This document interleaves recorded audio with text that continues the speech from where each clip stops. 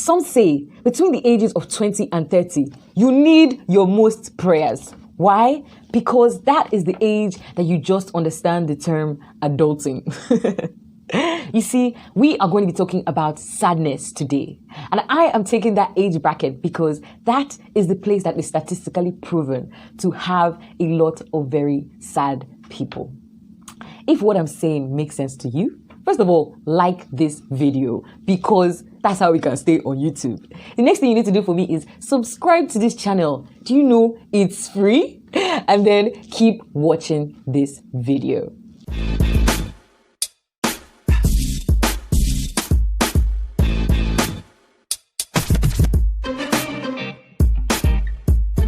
Hello Roxys, how are you doing? Welcome to Roxy TV, the place for people crazy enough to believe that their dreams can be turned into a reality.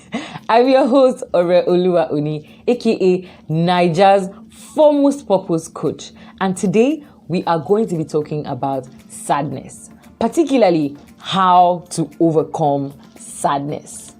So I gave you a little excerpt on the age brackets that commits the most suicide. The age between 20 and 30.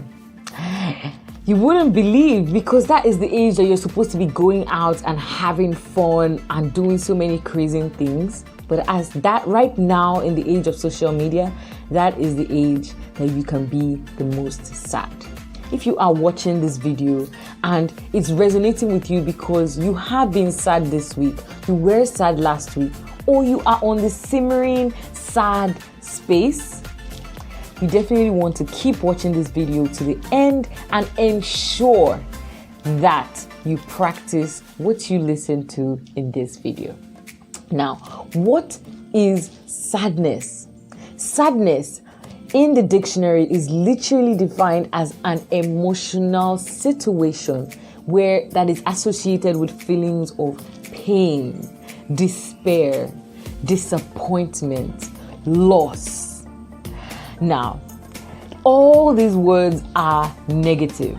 That is the only thing you need to know, that all those words are negative. If you're feeling pain, disappointment, loss, despair, sorrow, they are all negative feelings. And they are feelings that we do not want because this is what a good vibes face.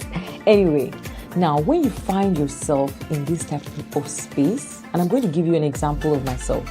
When you find yourself in this kind of space and you are unable to get out of it, we have moments of sadness in a day, like, oh, he let the last chicken in the pot.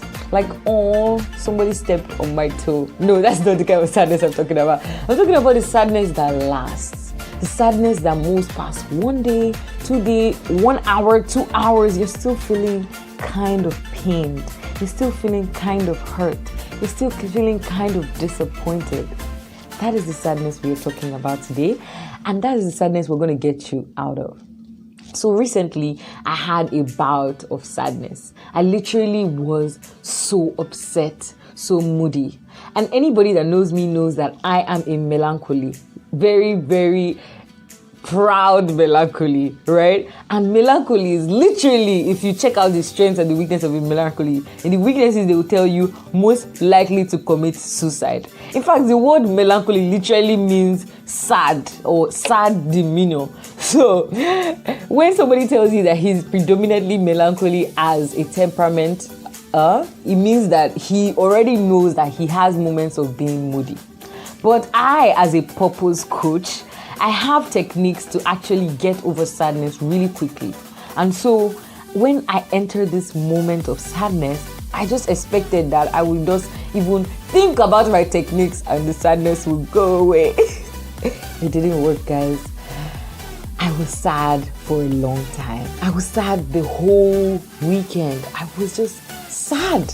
And no one was getting me out of this sadness.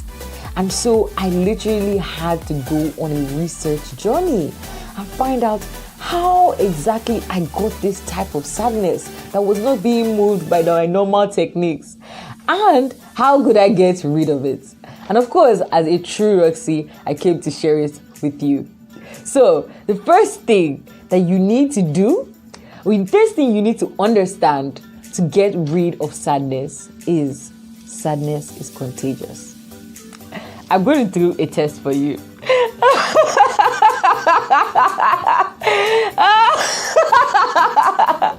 Are you laughing or smiling?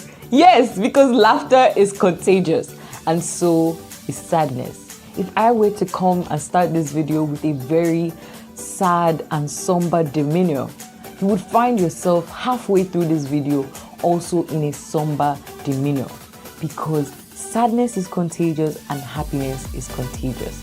And so the first way to get rid of sadness is to avoid sad, infected people.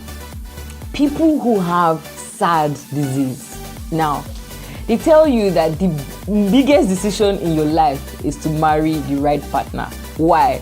Because if you don't marry the right partner, my brother, you will have sad disease. You know, some people that their energy is just weak. Their energy is just, it just makes you even sadder, you know. And so there's some people around you, maybe at your workplace, maybe in your home, maybe you're even the one with the sad disease, right? But avoid people and places with the sad disease so that you do not contact sadness. Now, imagine if you are trying to be happy. Imagine me with my happiness techniques and all that, and I was in the same space with someone with sad disease. Guess what happened? Sadness was contagious, and I was feeding off the sad energy.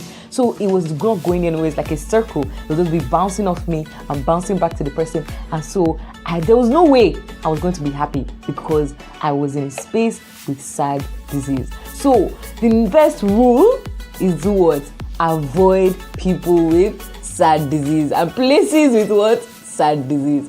Now, moving on, because I like to work in opposites and balance, the next thing you need to do is move closer to people with happy disease. Exactly. I know you thought of it, but I'm still going to tell you anyway.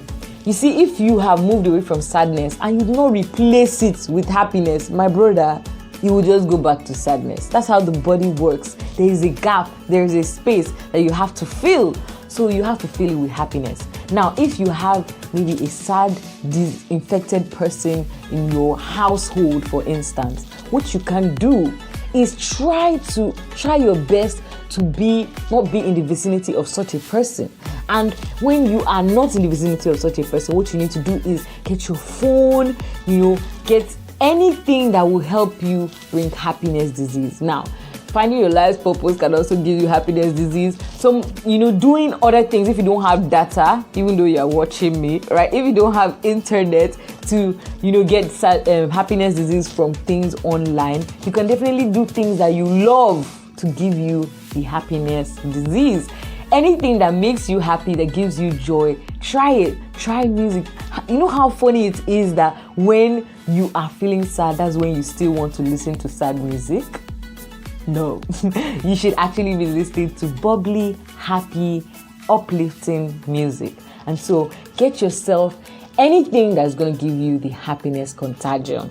Now, what this will do for you is it will trick your mind. It will trick your body into believing that you're just a little bit happy. So you see, the sadness has not completely gone, but you have tricked yourself. You have infected yourself with the sad disease. Now, for that disease to germinate, for that joy to germinate, the next thing you need to do is forgive yourself. Yes, because there's always a reason why you are sad. And so you need to forgive yourself, but also you need to forgive the other. So the third reason is to forgive yourself and to forgive the other. You see, some people believe that nothing is ever their fault. They are never the architects of their own life. Someone is always responsible for what is happening to them. So it is okay. I give you the chance. You forgive that person that you believe is the architect of your problems. But if you are a leader who believes that you are responsible for how your life turns out, no matter how uncontrolled life can be, then you will know that what you need to do is forgive yourself. Forgive yourself for being sad throughout yesterday. Forgive yourself for being a moody melancholy. Forgive yourself for that thing that you did to yourself that made you feel sad. Forgive yourself for not achieving the goals that you had planned out that is making you feel sad. Forgive yourself for putting yourself in a marriage that is abusive to you. Forgive yourself for making a friend that made you feel sad. Forgive yourself. You see, when you are trying your utmost to forgive yourself, after you have already infected yourself with happy disease from things like uplifting music or uplifting people or movies or books or other things that uplift you, you will be in a position of acceptance. You would be open to trying other things apart from sadness. You would be open to the world and you will see other possibilities. It will be like you being the center of an onion. You will be opening up. Now, the next thing you need to do for me, the number 4 thing, is practice happiness. Alright, don't come again. No, wait till you practice happiness. I will tell you, it's literally doing things that are happiness actions. You see, nothing is learned by just being. You have to act things. For you to have experience of something, you have to have acted out some things. And so, how do happy people behave? What do? Happy people affirm their happiness. They condition their mind to remain happy. So, things like affirmations. I am the joy of my space. I am the life of the party. I am the most beautiful girl in the world. I am the best purpose coach you are ever gonna meet. You know, happiness vibes come from actions that practice happiness. So I want you to literally go out there, act like a crazy person, fake it till you make it, and act happy. Another way you can act happy, act out your happiness, is visualization. I want you to see your happy place. You know, people actually talk about a happy place. There's a place that you like the most. Let's say you're a water person. Your happy place may be the beach or a waterfall. Let's say you are a sand person. Your happy place will be anywhere that has sand. Let's say you are someone who likes luxury. Your happy place will be a hotel. You know, so I want you to see your happy place in your mind's eye. Just look at me. Negodu. I'm in my happy place. So, because exactly. So, see, just look at the smile that brought to me, seeing my happy place. So everybody has a happy place. And if you don't have a happy place, I want you to figure out your happy place. Write down all the places that you like. You've never been there before, but you like to see. Now I want you to Google that place and have a picture in your mind and put it in your mind and see it. That will make you a lot happier. And then the final way that you can remain happy. What did you think it was going to be? Is finding your purpose.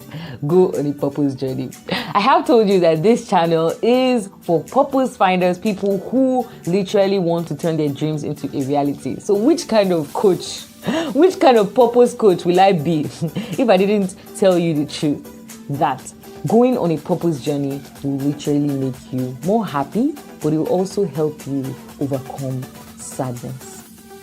So if you have gone through all these steps, you have run away from all the karishikas that want to infect you with sadness. You have then run to the people who have happiness overload. At least they are happy for now, or they are doing the things that are happy, right? And then you have moved on to forgiving yourself for making yourself sad or for being sad in the first place. And then you have opened up yourself to practice happiness. The best thing you can do for yourself is find your life's purpose. Because on the purpose journey is fulfillment. On the purpose journey is satisfaction.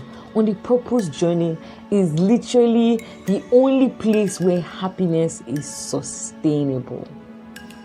And what is the purpose journey? It is the journey of finding out who you are and what exactly you are here for.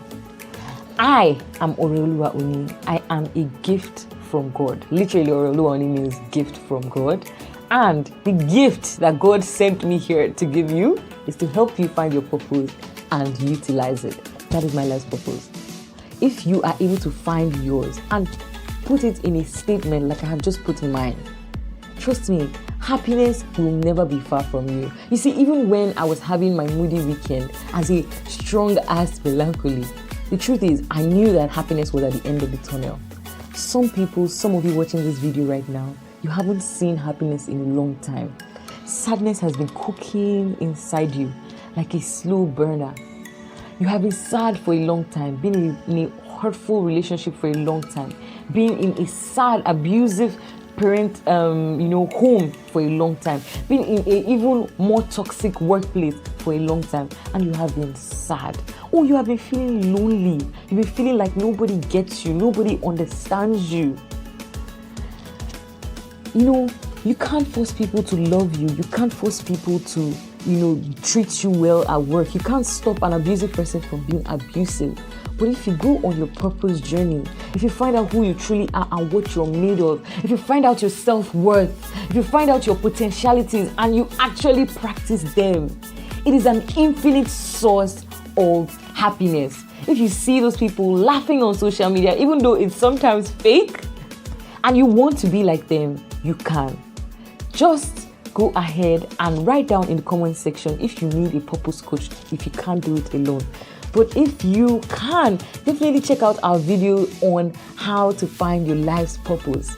Check out our video on how to write your life's vision, and you will definitely feel better for it. Now, the next thing I want you to do is like this video if you have not already liked it, so that we can stay on YouTube. Then subscribe to this channel because it is actually free.